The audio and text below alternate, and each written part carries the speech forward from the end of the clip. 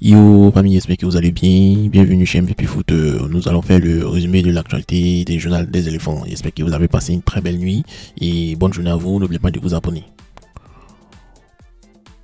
On commence par Sébastien Haller qui est déterminé à jouer la CAN 2025 avec les éléphants. Donc il dit qu'il n'a pas encore fini d'écrire son histoire avec les éléphants et il n'a pas bien profité du sacre passé avec les blessures et autres. Donc il a toujours fait et il dit clairement son objectif c'est être à la CAN 2025 et il va tout faire pour revenir plus fort. Et en plus de cela, il veut porter le maillot 3 étoiles et ajouter une 4e étoile au maillot. Voilà, donc depuis là, il n'a pas encore porté le maillot 3 étoiles. Donc il veut vraiment porter ce maillot. En tout cas, c'est une vraie motivation pour lui.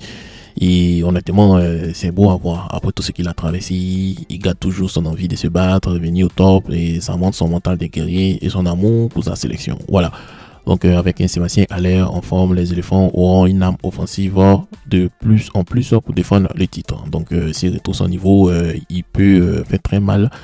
Il peut faire très mal à la CAN 2025. Voilà. Donc qu'est-ce que tu en penses? Voilà. Qu'est-ce que vous en pensez? Avec Ouma Diakité qui s'excuse après son penalty manqué. Voilà. Donc le football là, c'est comme ça. Il y a des hauts, il y a des bas. Et le week-end passé, Ouma Diakité a vécu un moment compliqué après avoir raté son penalty décisif. Mais au lieu de se cacher, il a préféré prendre ses responsabilités, s'excuser auprès de ses coéquipiers et supporters. Voilà, il sait que son erreur a eu un impact sur le match et il accepte toutes les critiques. Quoi qu'il en soit, il faut que ce soit positif ou négatif, c'est que tu acceptes toutes les critiques et il promet de travailler encore plus dur et d'apprendre de cet échec pour ne plus se laisser, pour ne plus que cela se reproduise. Voilà, donc c'est les propos de Ouma Diakité. C'est une vraie preuve de maturité. Voilà, beaucoup de joueurs auraient pu éviter le sujet, mais lui il assume et veut rebondir. Ça montre un état d'esprit positif et c'est exactement ce qu'il faut pour progresser. Rater un penalty, ça arrive même au plus grand. Voilà, donc ce qui compte, c'est comment réagir après. Et s'il garde ses mentalités fortes, il va revenir encore plus fort et montrer à tout le monde qu'il sait gérer la pression. Et vous, quel message pouvez-vous donner à Ouma Diakité pour qu'il puisse vite se relever et encore revenir plus fort? On continue avec le coach de Seko Fofana qui s'appelle Habib Beye qui déclare sa femme à Seko Fofana et il dit que c'est un grand joueur. Il dit que c'est un grand joueur. Voilà, il a toute la confiance en lui et c'est un grand joueur. Voilà, donc il a voulu rassurer tout le monde et montrer que Fofana est important dans l'équipe et qu'il sait ce qu'il fait. Et le coach compte sur lui fort. Voilà, c'est une bonne chose d'entendre ça parce que Seko Fofana, on sait tous, c'est un boss du milieu. Mais 2 jours là, c'est pas trop ça. Donc depuis son retour d'Arabie Saoudite, certains se demandent s'il allait retrouver son meilleur niveau. Le fait que son entraîneur dit qu'il a confiance en lui, ça va sûrement le booster et on va devenir encore plus performant. Voilà. En tout cas, s'il retrouve son meilleur niveau, Rennes peut vraiment frapper fort en championnat et aussi la Côte d'Ivoire aussi va être content d'avoir un milieu aussi fort aussi. Voilà, donc maintenant il faut voir comment il va répondre sur le terrain parce que les paroles c'est bien, mais c'est sur le terrain ça ment pas. Hein. Voilà, il faut que Seko Fofana revienne dans le monstre milieu qu'il était avant. On continue avec un autre international ivoirien qu'il sait que beaucoup ne le connaissent pas. Il s'appelle Kouya Aristide Mabea. Voilà, il joue en Roumanie avec Kader Keita là-bas. Et en tout cas, il fait pas les choses à moitié là-bas. C'est un latéral gauche qui enchaîne les grosses performances. Voilà, il est avec Luta Arad en D1 en Roumanie. Il est régulier, solide derrière, dangereux devant, au point d'avoir été 3 fois dans l'équipe type du championnat cette saison.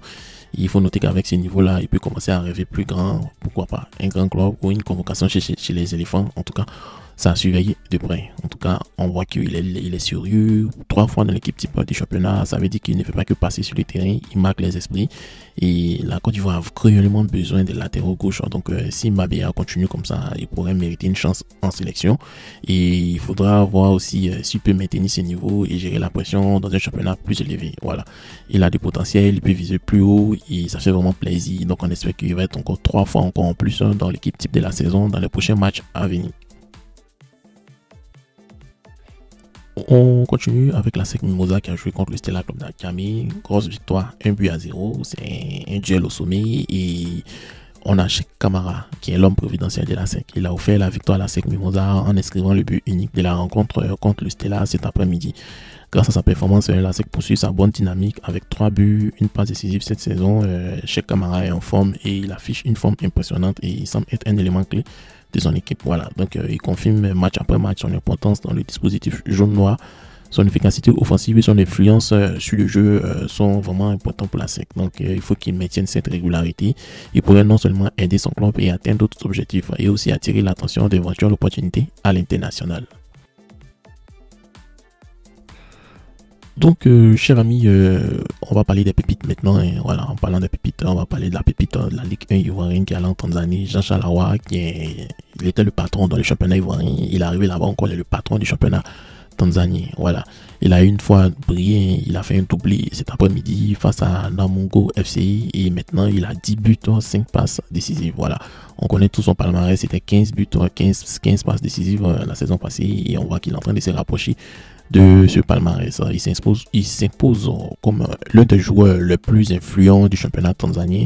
Son impact est grandissant et il est en train de marquer les esprits là-bas. Donc il réalise déjà une saison exceptionnelle, une première saison avec des statistiques incroyables. Ça montre que c'est un vrai leader offensif et qu'il est très très fort et que Simba FCI a vraiment fait le bon choix. On continue avec Johan Gadou, la pépite défensive du RB Salzbourg qui a prolongé jusqu'en 2029. Voilà, c'est un petit qui est en train de monter en force. On sait tous que le RB Salzbourg l'avait recruté pour 10 millions d'euros au PSG et il n'a pas traîné pour faire ses preuves. Hein. Voilà, à 18 ans, il est déjà un élément important du club au point qu'ils ont décidé de le prolonger en 2019. Voilà. C'est vrai qu'il c'est un U19 français, mais d'origine ivoirienne, on ne sait jamais. Suivez mon regard, on a eu les Willy Poli, on a eu les Evan Dika. Voilà, donc c'est l'un des gros talents défensifs de sa génération. Et le Salzbourg, son club, ne veut pas perdre le temps et compte lui donner beaucoup plus de responsabilités.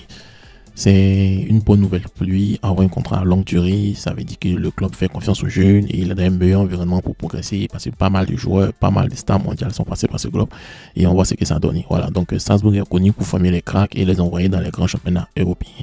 Donc si Johan Gadou continue à bosser, il pourrait suivre le chemin comme Upamecano, Alan, Sloboszai, Sani, bien d'autres. Voilà, donc il faut qu'il reste sérieux et prenne l'expérience en professionnel. Voilà, et puis il va taper dans l'œil des grands clubs et aussi dans l'œil des éléphants. On va terminer avec Samuel Lédin, un jeune talent qui est déterminé à rejoindre les éléphants. Voilà, Samuel Lédin, il a 18 ans, c'est un milieu de terrain du Stade Rennais et il a un rêve clair, porter le maillot de la Côte d'Ivoire. Il veut intégrer l'équipe des jeunes U20, U23, montrer son talent, ensuite grimper jusqu'au A. Voilà son objectif qu'il a et le petit, il a un vrai objectif sérieux. Voilà, c'est toujours une bonne nouvelle quand un jeune formé en Europe montre son attachement pour son pays et veut défendre les couleurs. Et si Samuel continue de progresser et qu'il obtient des temps de jeu à Rennes, il pourrait être une option intéressante pour les équipes de jeunes. Maintenant, c'est à lui aussi de travailler pour prouver qu'il mérite sa place. Avec du sérieux et de la patience, il pourrait bien réaliser son rêve. Donc, chers amis, c'est tout pour aujourd'hui. Merci d'avoir regardé le journal des éléphants. Et n'oubliez pas de vous abonner, c'est très important. J'aimerais avoir beaucoup d'abonnés. Voilà, aussi, ça m'aide aussi pour le référencement. Je vous pose des questions en bas. Répondez aussi, ça m'aide pour le référencement. Et puis aussi, ça permet à ce que tout le monde puisse discuter sur le football ivoirien. Donc, passez une agréable journée et on se dit à très bientôt pour un autre journal des éléphants.